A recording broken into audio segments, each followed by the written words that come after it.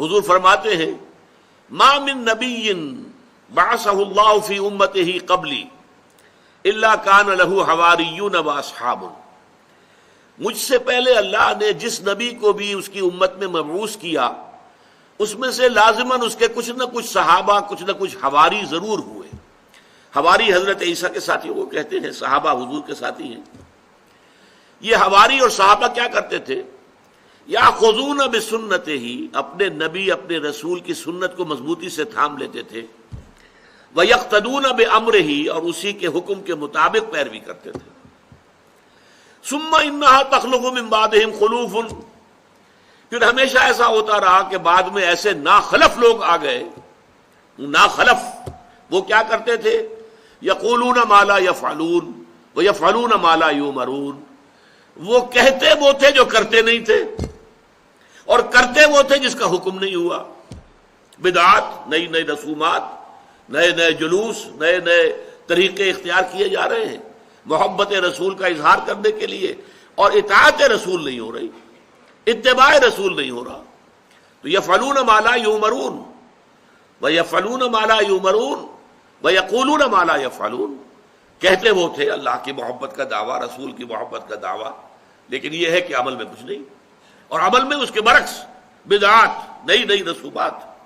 اب فرمایا حضور نے فمن جاہدہم بیدہ فہو مومن، تو جو کوئی بھی ان سے جہاد کرے گا اپنے ہاتھ کے ساتھ، طاقت کے ساتھ، وہ مومن ہوگا۔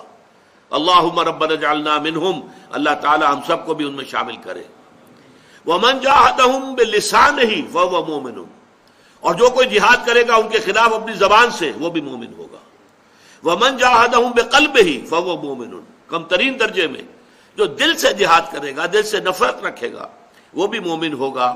ولیس وراء ذلک من الایمان حبۃ خردل، اس کے بعد تو ایمان رائی کے دانے کے برابر بھی نہیں ہے۔ یہی خردل کا لفظ جو ہے یہ سورہ لقمان کے دوسرے رکوع میں آیا تھا، یا بنی انہا ان تک مثقال حبۃ من خردل، رائی کا دانہ، اور یہاں حضور نے فرمایا ولیس وراء ذلک من الایمان حبۃ خردل، اس کے بعد تو ایمان رائی کے دانے کے برابر بھی نہیں۔ میں نے کیوں کہا یہ سیاسی اعتبار سے، معاشرتی اعتبار سے، انقلابی سوچ کے اعتبار سے یہ بہت اہم حدیث ہے۔ ہم جس معاشرے میں ہیں صورت یہی ہے، اکثر و بیشتر مسلمان ممالک میں حکمران کون ہیں؟ جن کا دین سے کوئی سروکار نہیں، جن کی سوچ مغربی، تہذیب مغربی، رہن سہن مغربی، ان کے ساری ویلیوز مغربی۔ وہ تو در حقیقت یوں سمجھیے کہ مغرب ہم پر حکمران ہے بائی پراکسی۔ وہ یہاں سے جانے سے پہلے اپنی خاص تعلیم و تربیت، اپنے نظام تعلیم کے ذریعے سے جن لوگوں کو اپنے رنگ میں رنگ گیا تھا، ان کے ہاتھ میں اختیار آیا اور ان کی حکومت ہے۔ اب ان کے خلاف یہ کام کرنا ہوگا، جہاد بالید، جہاد باللسان، جہاد بالقلب۔ سب سے پہلے جہاد بالقلب اگر ہے تو گویا کہ ایمان ہے، اللہ کا شکر ہے۔ بدی سے نفرت ہے، اور بدی کو دیکھ کر طبیعت کے اندر جو ہے بے چینی پیدا ہوتی ہے، کوفت ہوتی ہے، تو اللہ کا شکر ادا کیجئے کہ ایمان ہے۔ اب جہاد باللسان شروع کیجئے، مل جل کر کوشش کیجئے کہ لوگوں کو کہے کہ یہ غلط کام ہے، مت کرو۔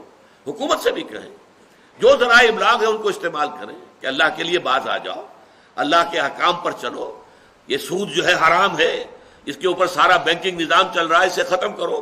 ہر طرح سے یہ فحاشی اور یہ عریانی اور بے پردگی یہ اسلام کے خلاف ہے، اس کو ختم کرو۔ زبان سے کہیں، یہ ہے جہاد باللسان۔